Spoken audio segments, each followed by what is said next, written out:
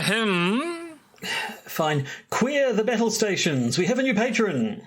2, in fact, but only one has decided to reveal they are part of the conspiracy against us. Watch out! Sex vampires to port. Oh, that Patrick Stewart.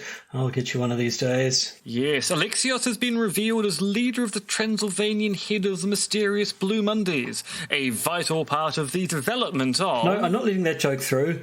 Oh, geez, it's one of those things from Moontrap. Quick, get Bruce Campbell on it. Fine, better send Walter Koenig along as well. And the guy from The Nanny. He was in the sequel, don't you know? I choose not to know, unlike the existence of Alexios, who we know everything about. Birthdays? Yes, plural. Address? Lovers? Favourite brand of cat food? And the 3 aardvarks. Didn't realise you could use aardvarks for that. Oh, there goes Space Sheriff Sean Connery. Our loss is their gain. Anyway, Alexios, now we know about your role in the conspiracy against us, it's time for you to do some more concerted research into us.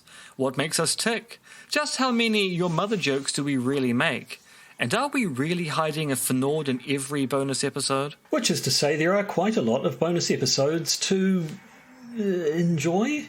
So, get cracking. We know your Freemason overlords demand it. Meanwhile, we've got to get rid of this infestation of critters on board our podcast. Shall we invoke the Jason X protocol? Always. I'll go defrost a Cronenberg. The Podcaster's Guide to the Conspiracy, featuring Josh Edison and M. Dentov.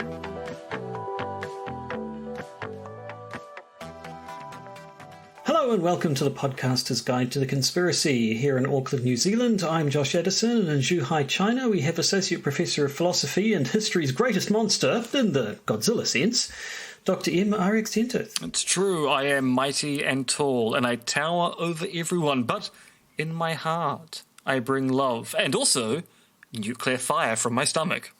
Nuclear fire, that's what it's all about. I probably shouldn't say that given current events in Ukraine, but anyway, we're not here to talk about... That reference might date very badly, within hours. Within hours, yes. I don't really follow it much because I don't care a lot and also don't really understand, but I understand the last 24 hours in Britain have been quite mad, if my Twitter feed has been anything to go by, to the extent that comedy shows, current events comedy shows recording on that night were having a bit of a tough time of it, given that things kept happening and getting more ridiculous with every happening. But it's unfortunately my access to the outside world is somewhat constrained at the moment due to VPN-related hiccups. So I'm vaguely aware that the era of Liz Truss might be coming to an end, and vaguely aware that by the time this podcast comes out, the era of Liz Truss might well have ended by, 24 hours or so.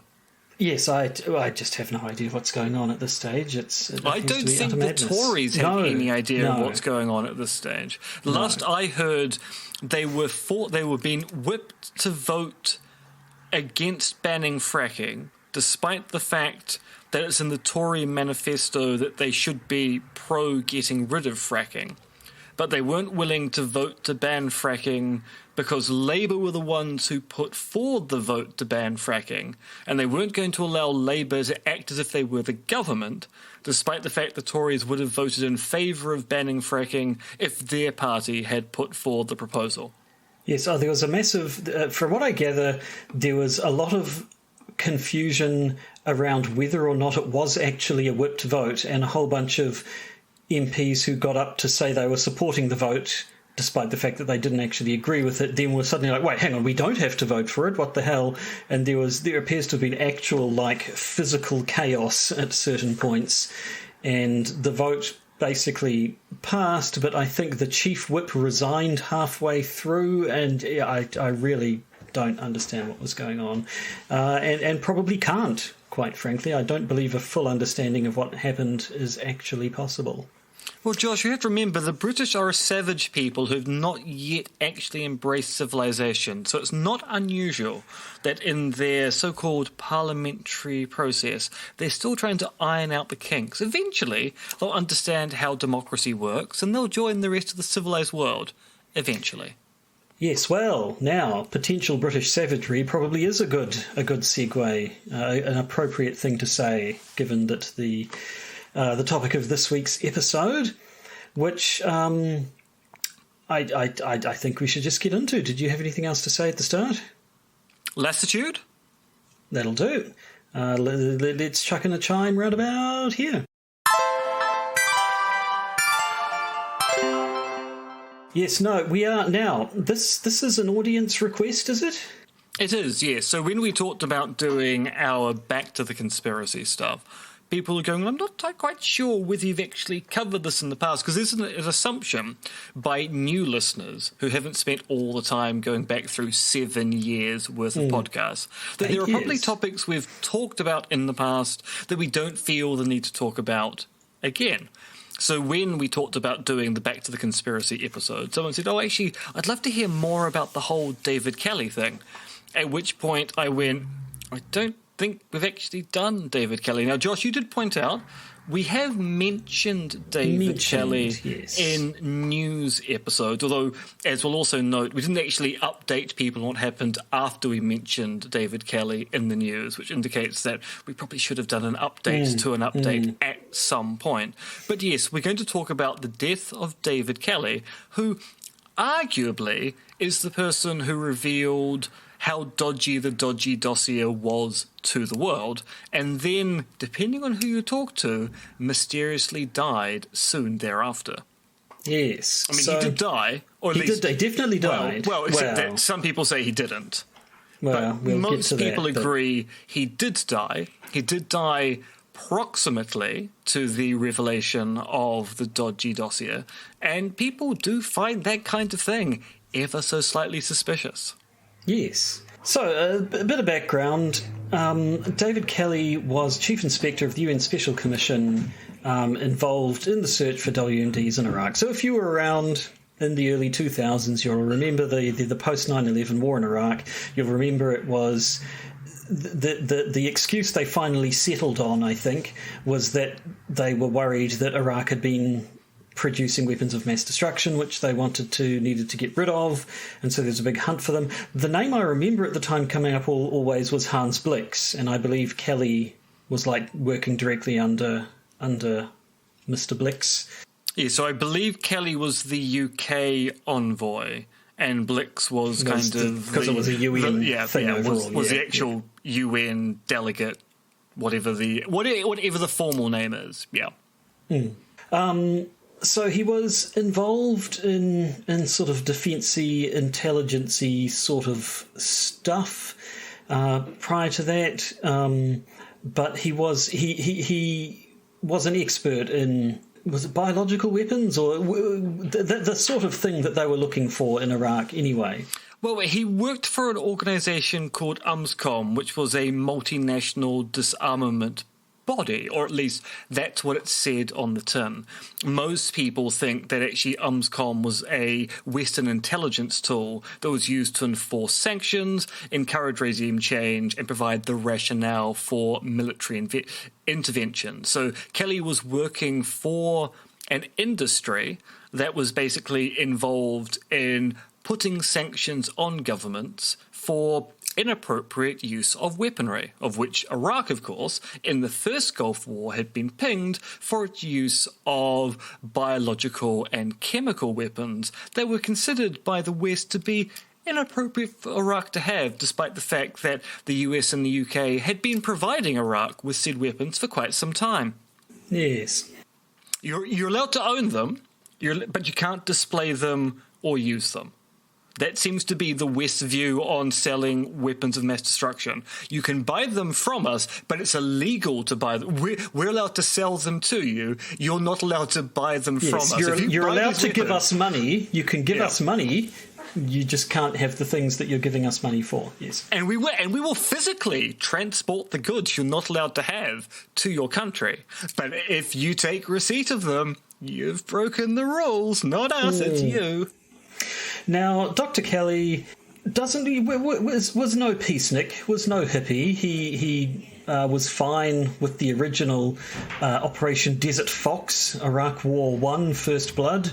in 1998, and he had no specific problem with Operation Iraqi Freedom.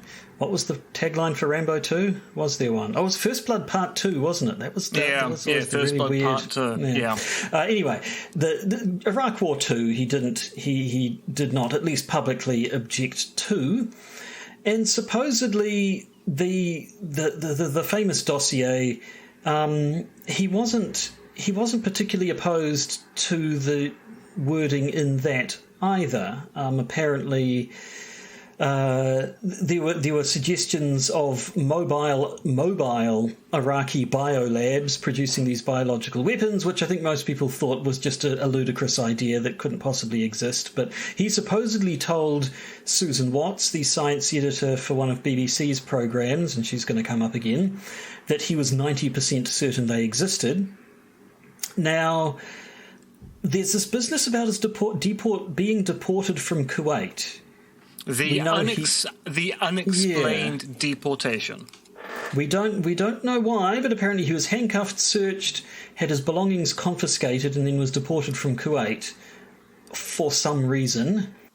And this is the point in time where he starts talking off the record to journalists that actually the dossier's been sexed up, and the things that the UK and the US claim are happening, like mobile bioweapons labs, actually they either don't exist or the evidence for their existence has been severely trumped up by people like him in the media. So, in 2003, the BBC Today programme on Radio 4 basically put out a report that said the British government had sexed up, was the quote, the intelligence that it had presented to the public to justify Operation Iraqi Freedom. The government was obviously furious at this.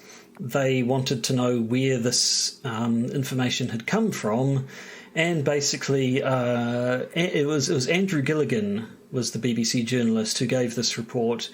And he eventually, I don't think it was Gilligan himself, but at any rate, Kelly was outed as the source, that he'd had an off-the-record conversation with Andrew Gilligan, and that's what Andrew Gilligan had based his report on. And so Kelly became,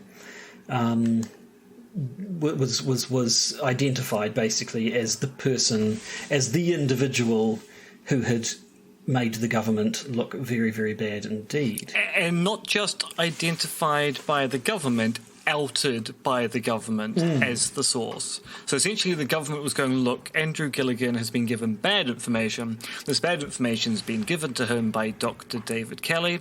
There were fewer whistleblower protections back in 2003. I actually don't think the UK has got great whistleblower protections even to this day. It's been debated in Parliament up until recently as to whether those protections should be expanded. She also pointed out that Aotearoa, New Zealand, has very bad whistleblower protections by law at this stage as well. So this is a problem across the globe. But he was outed, and this caused David Kelly quite a lot of mental distress at the time, because suddenly he was target number one of the government, blaming all of the problems with the public's reception to the dossier on the words of someone who was quite clearly acting up, had an agenda, didn't really know what he was talking about. I mean, Tony Blair was very disappointed with Dr. David Kelly. He was very disappointed indeed. And for some reason, sounded a lot like David Attenborough. Yes, here we are, watching the UN weapons inspector telling lies to the public. No one knows why he's doing it, but I, Tony Blair, pretending to be David Attenborough, am of course above suspicion, because I am Tony Blair and everybody loves me. Yes. Which was true at the time, but it's no longer true now. No longer true now. So, with all of this weighing very heavily on his mind, here's what we know. On the 17th of July, 2003, sometime shortly after 3 o'clock in the afternoon, Dr. Kelly went for a walk. Apparently one of the last people, his neighbour, was possibly the last person to see him alive as he walked out of the house. He didn't return that night. there, obviously, people started to become very worried for him. There was a search, and the next morning, his body was found lying slumped against a tree on Harrowdown Hill, which was about a mile from his house, so certainly walking distance. One of his wrists had been slit, and there were packets of a drug called coproximol, which is a sort of a painkiller, I think. I'm not sure. On or about his person. So that's what we know. His death, on the face of it, appeared to be a suicide, but obviously we wouldn't be talking about it in a podcast about conspiracy theories if that was where the matter ended. No, because skepticism about the suicide line occurred very quickly. So Tony Blair, very publicly, very soon after the discovery of Dr. Kelly's body, said, well, obviously, suicide, very tragic matter, nothing to see here. And in part because David Kelly had revealed the dodginess of the dodgy dossier and the fact the government was being rather blasé about the sudden death of the person who revealed the dodginess of the dodgy dossier. They started to ask questions. They wanted to know, for example, why no fingerprints were found on the knife that was apparently used to slit his wrist.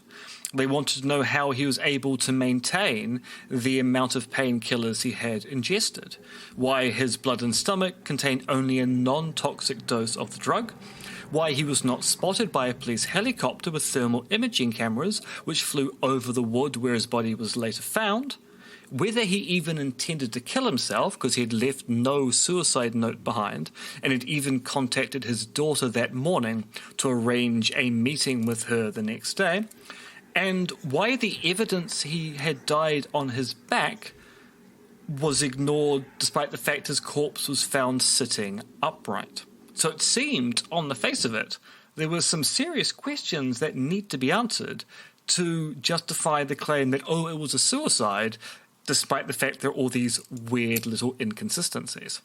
Yes, now where are these inconsistencies coming from? Were they things that people saw in the inquiry, which we will get to shortly, or are they, like, for instance, the knife apparently was a knife that he owned. Like, it was his pocket knife that he always carried around with him. So it seems odd. You would expect there to be fingerprints on it, even if his fingerprints on it, even if it wasn't an instrument of suicide. But people have this assumption about fingerprints on things, but forensic scientists who actually study fingerprinting point out that actually getting a full or even partial fingerprint on an object which is regularly used by a person is a lot more difficult than you would expect. So normal wear and tear and use means that fingerprints get smudged or worn away all the time, and fingerprints can actually just basically evaporate or disappear. You need the right amount of pressure, grease on the hands, etc., for a lasting print to be left behind. And we're kind of getting into here the problems in forensic science and the public's understanding of forensic science. In the same respect, we think that DNA is conclusive of a person doing things. Most people assume that fingerprints are left everywhere and are surprised to find out that actually fingerprints are not left as often as people think. So there's a bunch of stuff like that. But so Kelly has kind of become I was going to say a canonical example, although it depends. I don't know what the canon is in this case, of a person being bumped off by the government. Yeah, I mean, so he's used as an example by both Alex Jones and David Icke. I actually did a short literature search to see whether people in the academic literature mention David Kelly. So I have somewhere within the vicinity of 500 academic articles in a database that can be easily word searched. And it turns out that I was able to find 3 references outside of philosophy and 3 references inside of philosophy. And the philosophical references, 2 of them are just by Juha Räikä, and the third is Juha writing with Lee Basher. So it's an interesting example by the sheer fact that not many people talk about it. It's not a common example in the literature at all, despite the fact that in the philosophical literature, the precursor to the invasion of Iraq in 2003 is used all the time. The dodgy dossier is a major example that's used to explain why, we should suspect conspiracies do happen at a governmental level, but David Kelly virtually never gets referenced at all. So, it's a canonical example amongst a certain kind of conspiracy theorist. What's interesting, and admittedly I'm doing an English language search here, it's not a canonical example amongst conspiracy theory theorists, at least within the English-speaking world.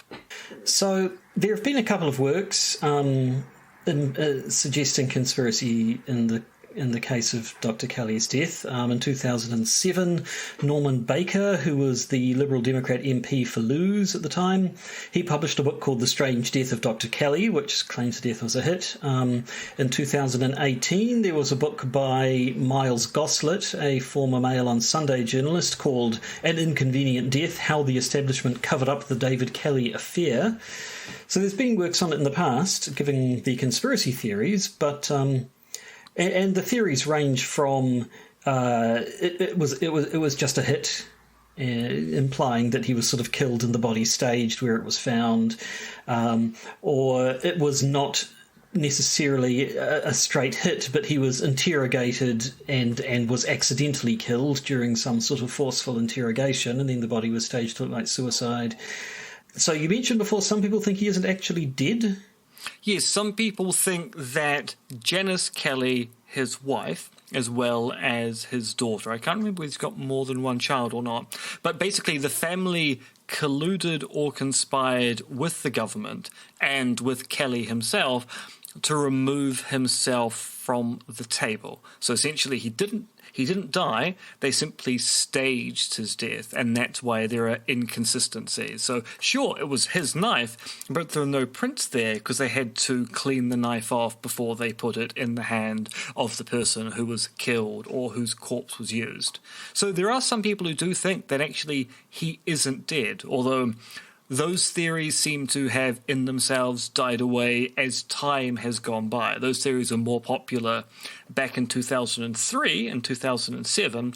They seem less plausible now because you now have to ask, what's Dr. David Kelly been doing in the intervening almost 20 years? So those are the conspiracy theories. Well, no, there's one other. The natural causes, yes. For some reason... Yeah.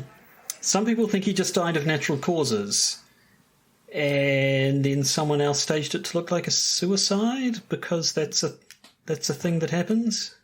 I mean, I've been trying to reason through why you might think he died of natural causes, but you try to make it look like a suicide. And the only argument I can think of is that you might go, well, look, he was inadvertently killed by the government through stress. It wasn't a direct hit, but the government's treatment of Kelly after the revelation that he was briefing journalists about the dodginess of the dodgy dossier led to his deleterious mental health. He also had a heart condition and led to, physiological damage, thus leading to his eventual death. That would be embarrassing for the government because they would inadvertently be responsible for his demise. So rather than allow the public to think the government stressed someone to death, make it look, and this is where I can't make sense of it, make it look instead as if the government embarrassed someone such that he committed suicide instead. So I cannot work this out. I can get halfway there, which is we don't want to be directly or indirectly responsible. So we want to make it seem as if he made the choice to die. But that still doesn't seem like a very good out for the government. Maybe if it's not the government though, maybe it's actually enemies of the government who wanted to make them look bad by suggesting they'd hounded a man to suicide. When in fact you could run it that way, but no, it seems like an odd angle to take. At which point, if you're going to do that, you might as well make it look as if it was a hit. I mean, surely it's even worse for the government if foreign powers intimate that someone who died by suicide was actually assassinated instead. So, there are some people who do think he died of natural causes and that was covered up. I just can't really make sense of that particular claim. But maybe my mind is just too highly trained, Magic Thighs. Well, it probably is. So yes, so those are the conspiracy theories, but of course they are in opposition to the official theory. So the official version comes from the Hutton Inquiry.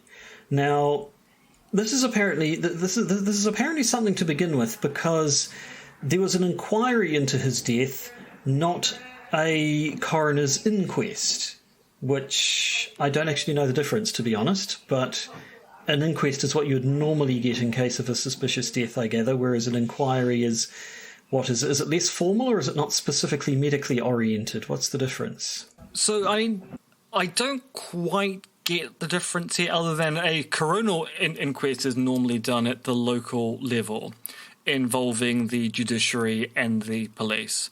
And they're not always required, so they're quite often done when there's a suicide, just to make sure that all boxes are checked. But in this particular case, the government pushed for an inquiry instead to look into the broader matter of the government's role in the death of Dr. Kelly. And thus, it's a different way of investigating the issue, and many people thought it was a less efficient way, because you're not necessarily doing what a coroner is doing, which is looking into how the death occurred. You're looking at the circumstances around the death, and maybe you don't look quite into the kind of the forensic detail you might expect from an actual coronal inquest. So at any rate, so the Hutton Inquiry was named after the person carrying it out, Lord Hutton, formerly Lord Chief Justice of Northern Ireland. Now, I don't actually know how long it was in the end, but it concluded, or included as part of its conclusion, I am satisfied that Dr. Kelly took his own life by cutting his left wrist, and that his death was hastened by his taking coproximal tablets. I am further satisfied that there was no involvement by a third person in Dr. Kelly's death. So there's your official version right there. It was just suicide, no one else involved. Now, as we'll see, not everyone agreed with Lord Hutton's findings. Especially since there was an embargo on the results. Yes, so this is where we come in. Well, this isn't where we come in. This is the one mention of Dr. Kelly that we have made on this podcast previously. So back in episode 157... This was back when our numbering scheme was got a little bit mixed up. Yeah. We had a news article where we mentioned the fact that Hutton had applied a 70-year embargo on the results of the inquest. Of the inquiry. Now, as it turns out, the report was published after all, and that's what we probably should have followed up on. Yes, so there was outcry about a 70-year embargo where we were told what the conclusion was, nothing to see here, and people are going, well, that seems a bit convenient for the government, especially when we can't see the reasoning.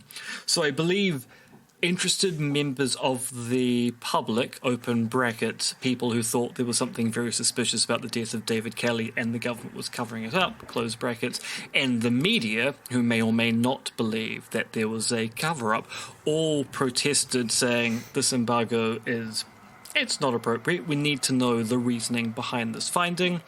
And so the government actually relented and said, we'll publish the report nonetheless.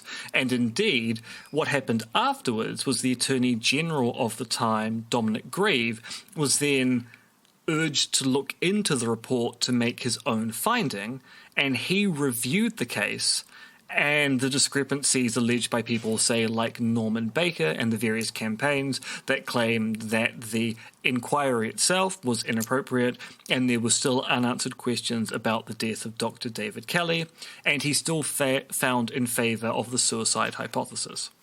Because I guess when you look at it and how plausible the suicide versus something other than suicide aspect is, a lot of it comes down to how you tell the story, I guess, of his life immediately prior to his death. because if you describe it in certain ways, it does sound, like a hit could be more plausible, and yet if you talk about it in other ways, it does actually sound like that tragically this was a man headed for suicide. In one case, it depends on how worried you think Kelly was that he might go to prison as a whistleblower. If you think that wasn't much of a concern of his, then it does start to look more like a hit, and the Hutton inquiry more like a cover-up. Yes, so, as you say, the way we tell the story affects the plausibility of the kind of story we want to tell. So if you tell the story about, look, here's this guy. He revealed the dossier was the dossier was dodgy, not the dodgy was dossier. That's a completely different kettle of fish. Totally different. If you tell it that way, you can go, well, it's actually kind of weird that A, he dies soon after. B, the Prime Minister immediately says, oh, it's a suicide. There's nothing to see here. C, rather than having a coronial inquest, they hold an inquiry. That inquiry does not deliver its results for over a decade. So it's a long-standing question of, so when's the Hutton inquiry coming out? Oh, soon. It's the Duke Nukem of inquiries. We're releasing it in the next financial year. It'll be done when it's done. And it was done when it's done, but it was done in 2017, which is a long time after. I mean, that's almost 1.5 decades after the event. Suddenly you get the official explanation. I don't quite... Yeah, I was actually looking at that because the article that we linked to in our 2017 episode was from 2010. So I'm not quite sure, given that this was 5 years ago now, I don't quite know why we were talking about it at that particular time. So possibly there'd been something else, or I don't know. But it was many years, might not have been as many as 14 years. Yeah, and when I was saying a decade and a half, I was saying that can't be right. But I'm assuming that when we talked about it in 2017, I'm wondering whether somehow, because 2017 was actually the point in time where they cremated the body, I think. I think 2017 is actually the cremation of Dr. David Kelly. So I think somehow the news story came up in 2017 and we reported on it well out of date. I think we did something wrong there, Josh. I think we might have messed up. Very, I think wrong. In 2017 we probably got a little bit confused. We could have doubled down on this. We could have doubled down. If you hadn't pointed out the discrepancies in the dates here, we could have just run roughshod over this entire thing, or edited around this to make sure that we didn't actually commit that error in any way, shape, or form. Well, we could responsibly own up to our mistake and correct the record now, given that we have the opportunity of a full episode. But we've also now compounded the error in this episode. So we're admitting we made a mistake then, we've also made a mistake now. Mistakes, Josh, have been made. Mistakes have been made, and that's fine. Probably. Well, I mean, it's not really, but what can we do about it? What can we do about it now? Once again, an inquiry Josh, is called for, I think. This episode. You could cover this up. I could.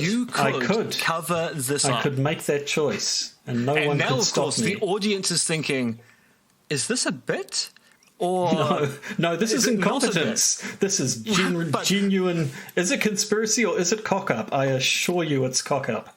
Cock all the way up. That's what we would say, because when we were working on the dodgy dossier back in the day, we were just working on the intelligence we had at the time, and we definitely weren't covering things up. I mean, mistakes were made, but we never intended to fool people into thinking that we're going to invade a country just to take its oil wealth. No, we definitely weren't doing that. We were just making mistakes, just like we made mistakes in this episode. That's all we did. Now, anyway, back to the inquiry. So some of the people who questioned the results of the inquiry were not actually forensic pathologists. So there were claims like his wounds and the amount of blood loss he suffered wouldn't have been sufficient to cause his death, as well as the slitting of the wrist and the ingesting of many pills. He also had a heart condition. So part of the claim was that those things combined, that yes, in another person, possibly those things might not have been fatal, but to someone with a heart condition, that amount of blood loss would have been fatal. Things like that. And some of the people making these claims weren't actually forensic pathologists. No, they were medical experts. So people point out the people who were opposing the Hutton inquiry findings were people like surgeons and clinical pharmacists. So they were raising legitimate issues of, I don't think a cut of that type is deep enough for the kind of blood loss you require for someone to die. And pharmacists going, well, I don't think the dose of this drug is sufficient to have caused the kind of effect we're looking for. But as the Hutton inquiry report indicated, and Dominic Greaves' findings about these things, it turns out that actually the presidents of the British Association of Forensic Medicine and the Forensic Science Society were saying, well, look, yes, it's true. As isolated cases, you might go, this is reason for doubt. But the thing about forensic pathology is you're looking at the whole system and the whole body. And it turns out for someone like David Kelly, who had a heart condition, had thinned arteries, had taken this amount of medication, and cut his wrist in this particular way, in this particular case, that is sufficient for that to be a successful suicide. Now, people also point to the fact that he left no suicide note or anything, no indication that was his plan, and also point out that he had planned to meet his daughter later. But all of that's consistent also with it being a more spur-of-the-moment decision. Now, yeah, because people for some reason assume that if you're going to commit suicide, you always leave a note, or you usually leave a note. And once again, that assumption is actually not borne out by the empirical research. Lots of people commit suicide leaving no notes whatsoever. Lots of people commit suicide having made plans for the rest of the day. There are a whole bunch of assumptions operating here as to how we think the world works that don't necessarily match how people who deal with these things on a day-by-day basis understand the world to work. Now, when we were talking about how the story you tell about him colours what you think may have actually happened, another story you can run is if you emphasise his distress, his state of distress at the time, then suicide does perhaps start to look more plausible. His family had talked about the stress that was being had been caused to him by being outed by the government, how he was afraid his job could have been at stake, possibly even his freedom. Now, there's the detail that apparently on the day of his disappearance, he was seemed relatively, if not upbeat, then not downbeat earlier in the day, but then received a phone call later on, which apparently changed his demeanour quite a bit.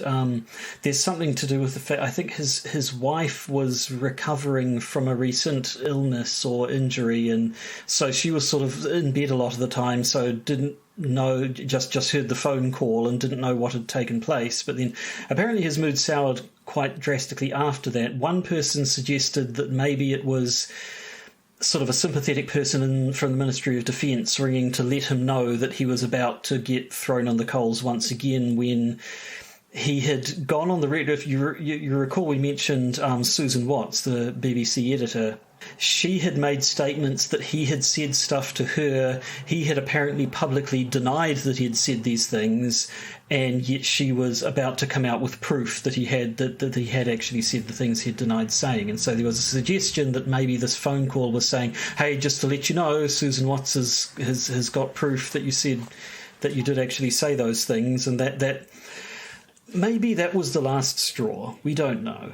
But you can tell a story that makes suicide look less plausible, and you can tell a story that makes suicide look more plausible, basically. Yeah, so as you're pointing out, there was, depending on the story you tell, a strong possibility that David Kelly would not just be outed as the source for the information about the dodgy dossier, but would have lied to the government about him being the source of the contents of the dodgy dossier.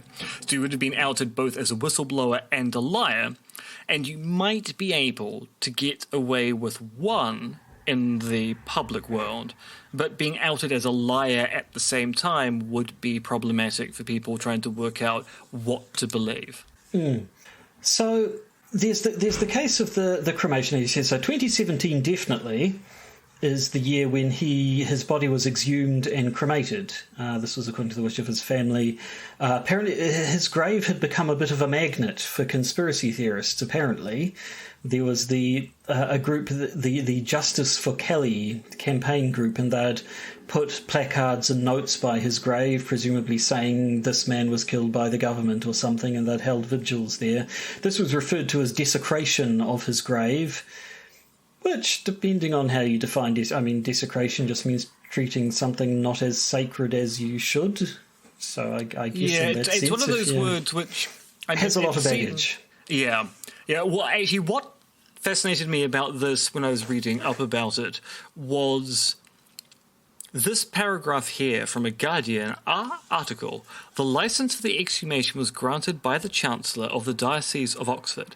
A spokesman said, "There is a presumption that Christian burial is permanent and that remains should not be portable. Therefore, a faculty for exhumation is only granted in exceptional circumstances. The body of Dr. David Kelly was exhumed at the request of his family," which seems to be, if you put a body in the ground, you have to have very good reason if you want to move it, because the church might go, no, sorry. No, once it's down there, it stays down there. That's which seems like does seem like a strange restriction of, no, you can't just do whatever you like with your family's remains. You have to get the permission of the church if you want to, change graves, which on one level seems slightly officious, and on another level we can kind of understand, people would be moving graves all the time. Because this grave is a terrible view. I need to move to, a more south-facing view, maybe nearer the cliff. So yes, that's where things stand now, I think. Now, on the balance of evidence, it does seem to look like Dr. Kelly's death was indeed a suicide, but that doesn't necessarily mean that there's no conspiracy here. And this reminds me a lot of the more recent discussions around the death of Jeffrey Epstein, because people would sort of say that, would speak as though there were only two possibilities. Either he killed himself or he was murdered. But there are positions in between. It could be that, a death like that could be suicide. It could be straight murder. A third person comes in and commits a murder and then stages it to look like a suicide. But then it can be that sort of murder where you don't actually kill someone, but you either drive them to suicide by making their life so horrible, or even possibly drop hints and sort of encourage that maybe someone that maybe taking the honourable way out would be preferable to what's going to come in the future. Mon ami, if I could interrupt ever so slightly. You are talking here about the case of Nemesis, the famous final case of Hercule Poirot, where Poirot tracks down a murderer who does not directly murder people, but encourages people to commit the suicide. As the thing about Nemesis, it being the last Hercule Poirot story, Poirot kills the murderer to stop further murders from being committed. Well, we'd better get him on the case then, I think. Oh, no, Poirot is dead. I am speaking to you from beyond the grave. Oh, nice.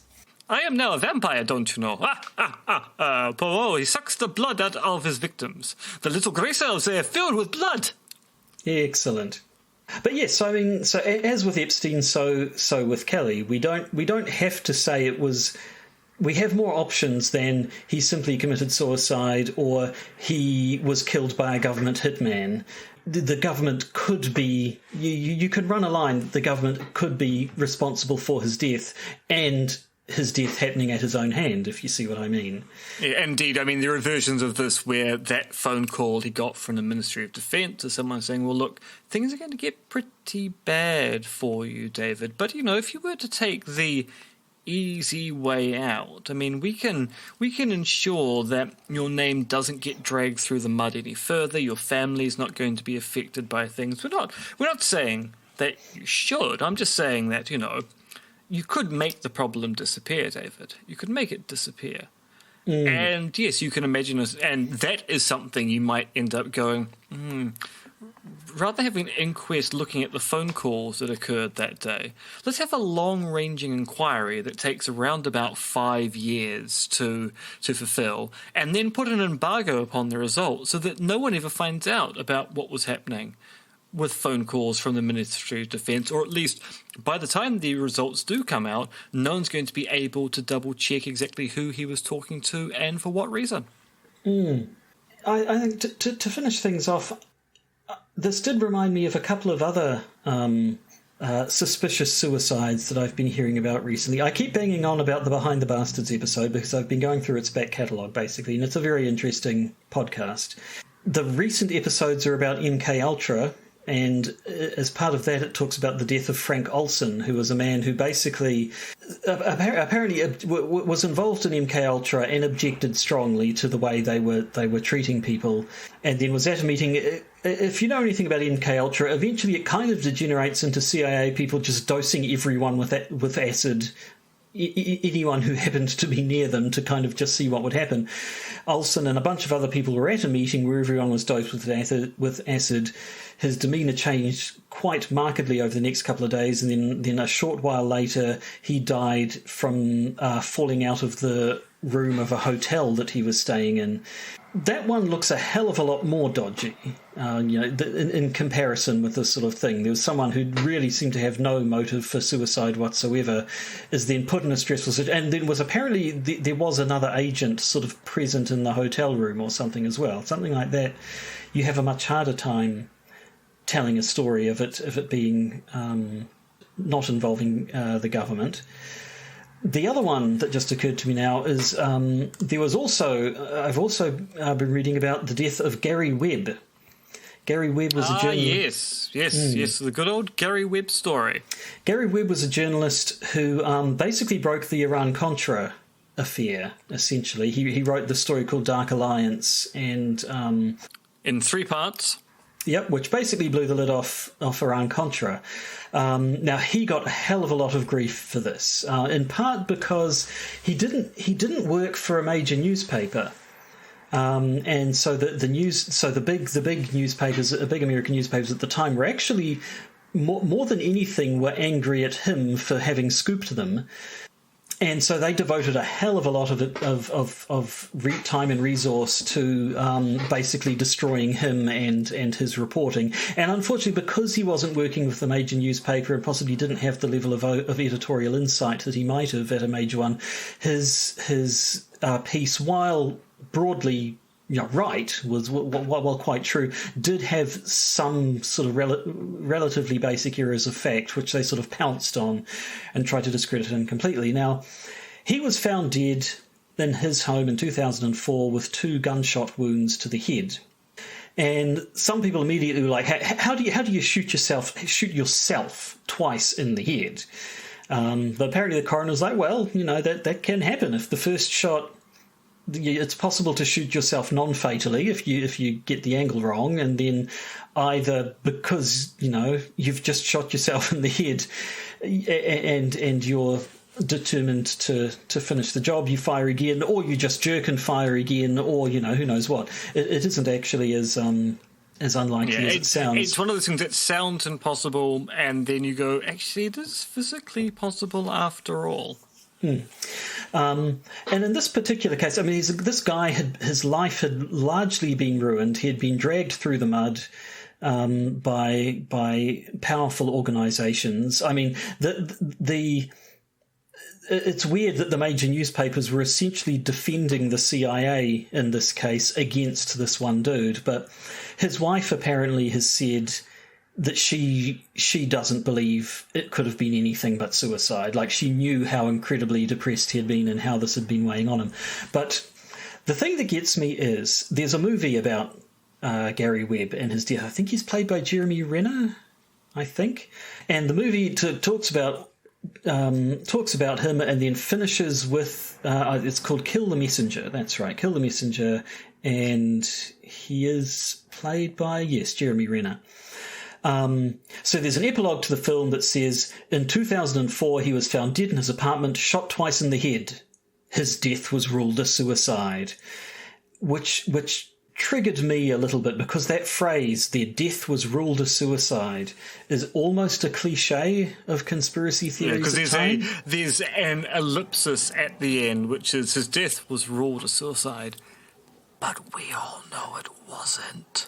The fact that they say it was ruled, not his death was a suicide, simply the powers that be say his death was a suicide. And that shows up all the time. The Clinton body count is a great one for that. They have, which they list all these people tangentially connected to the Clintons or affairs involving the Clintons. And anytime there's a suicide, it's always their death was ruled a suicide, which is a true fact. It's definitely true, but it's a fact stated in such a way as to imply basically the opposite of what they're saying. And so indeed, Dr. Kelly's death was ruled a suicide by the Hutton inquiry, and also by the Attorney General after that. But as we say, it doesn't mean there isn't conspiracy theory and conspiracies involved, but to say his death was ruled a suicide while waggling your eyebrows and going ... afterwards, I think is disingenuous. Yes, it is one of those, as you say, it's one of those things where there's this implication at the end. And sometimes you might go with, say, the Gary Webb story. You'll go, I mean, there might be something to it. I mean, it is possible to shoot yourself in the head twice, but it's not particularly likely. It's one of those things, it's in the realm of possibility, but it's not a highly likely situation. And given what he has exposed, you might go, well, there are forces within the security apparatus of the American state that may have wanted him to disappear. So you can kind of see why people do their death was ruled a suicide gambit, because they're going, it's possible it wasn't. Yeah. But it is also overused to a very large extent, and the Clinton body count's a great example of that.